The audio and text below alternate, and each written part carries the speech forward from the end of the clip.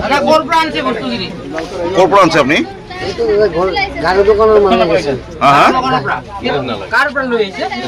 গাড়ী দোকানৰ পৰা মানুহজনৰ কাৰ পৰা আপুনি হেৰিজন আপুনিতো ব্ৰকাৰ হে মানে হেৰি কাৰ পৰা লৈ আহিছে জানে মালিকটো পলাইছে সি বাইকত আছে কি নাম তেওঁৰ ইয়াৰ নাম গুণ আছে হা হা গুণ গুণ কি লিখে সি টাইটেলটো চৰকাৰ দিয়ে না অৰিজিনেল ঘৰ ক'ত তেওঁৰ সিয়াৰ গাড়ী দোকানতে স্যাৰ গাঁৱৰ দোকান আপোনাৰ নাম কি মোৰ নাম গণেশ মণ্ডল ক'ত ঘৰ আপোনাৰ মোৰ এই গণেশপুৰ দীৰ্ঘদিনৰ পৰা ইয়াতে চলাৰ এটা হেৰি হৈ আছে মানে নাই স্যাৰ নাই স্যাৰ মই খাওঁ তাৰমানে আজি কিবা সেই মালিক আপুনি খাই নাই স্যাৰ তাৰমানে সেইটো তাৰমানে